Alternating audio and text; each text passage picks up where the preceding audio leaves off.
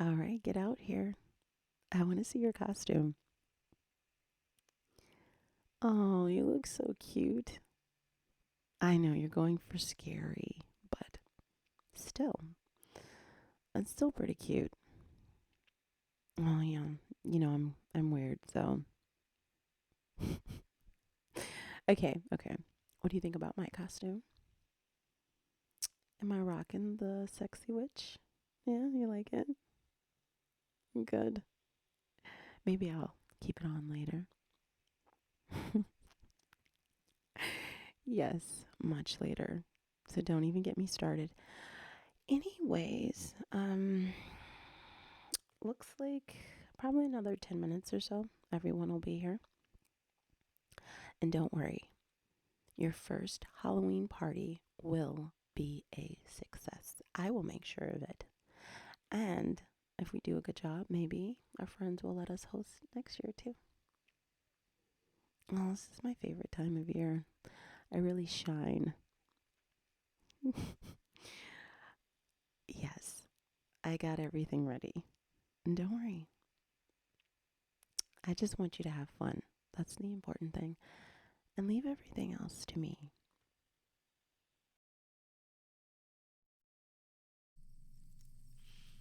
All right, you guys, thank you all for coming. I hope you have a wonderful time. If you need anything, just let us know.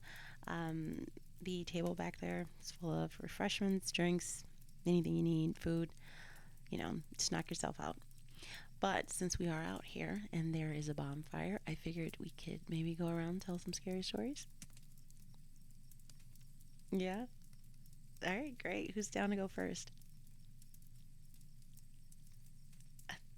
Honey, do you know any? No? Just skip us for now. You guys go ahead. Really? You don't know any stories? Not one? I'm surprised. Because I know your dad likes to tell scary stories. I figured you would know at least one. Not your thing.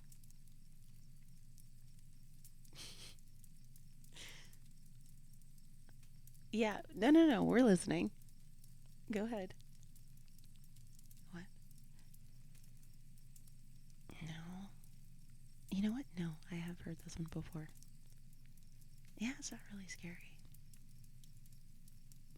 No, it takes a little more to scare me.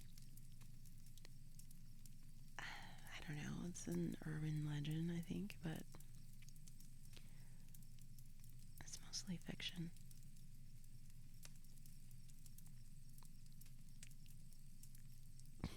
I'll tell a story if you tell one. At least one.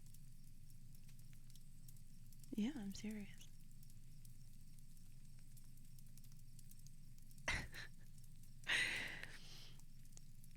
No. We're not laughing. It's just, you know what? No. I've heard it before. That's all. It's just not very scary. No, not to me. I'm sorry. It takes a little more to scare me. Well, just because the other girls are scared, okay. Yeah, no, I have. Well, yeah, they get home and there's a hook on the door. I think a lot of people have heard that one before. Do you guys know any that aren't very popular, maybe? No? Well, your girlfriend thinks I'm funny, so. Are you really upset because I'm not scared? What do you mean? My face is stoic. Well, it's just because I told you. It's just not that scary.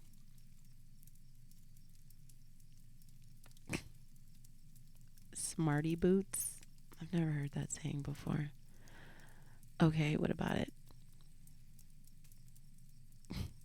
Can I do better? Uh, yeah, probably. I just think that maybe my story might be a little too scary for some of you, so I figured I'd go last.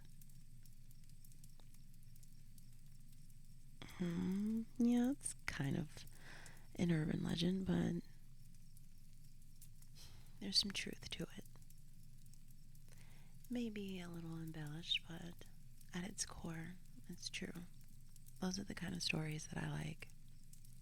Those are the kind of stories I find scary. Unlike these other ones that are just, they're all made up. Humor you?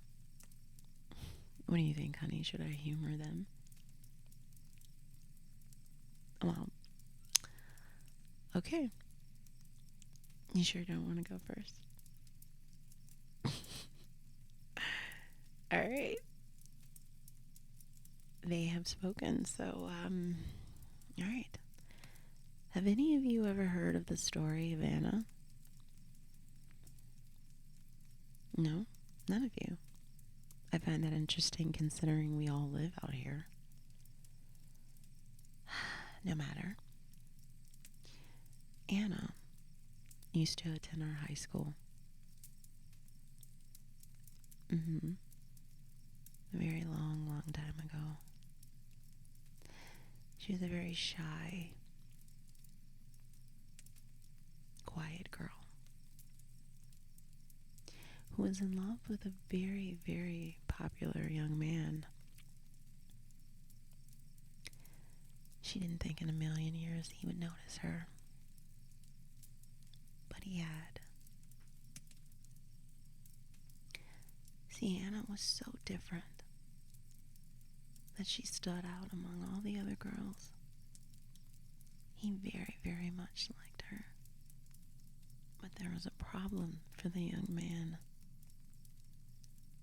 Although he liked Anna a great deal, he knew there was no way he could be seen with her.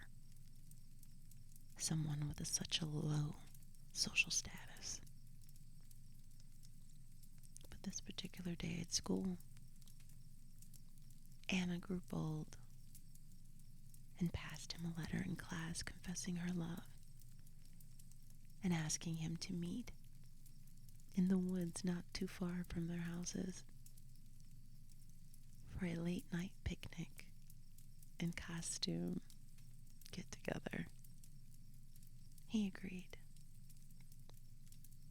But in that very moment, he didn't realize that there was another girl who also had a crush on the boy, who was also popular and friends with his friends. She grew angry, decided to tell his friends, to tell her friends, and that they would crash their date.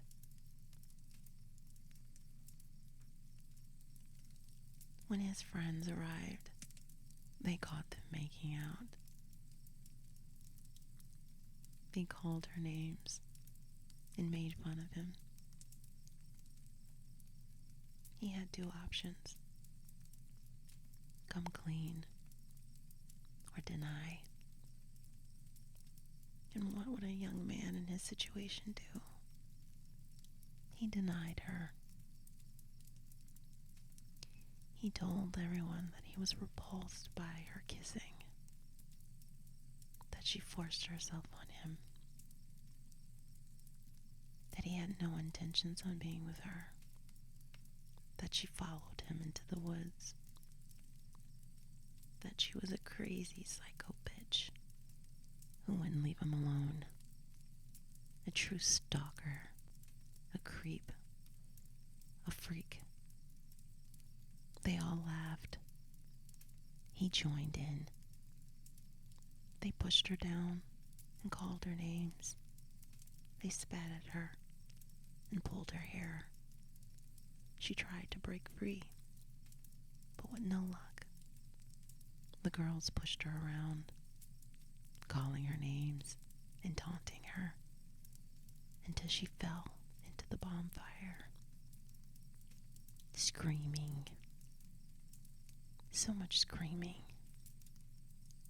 They did nothing. They ran away in terror and left her there to die.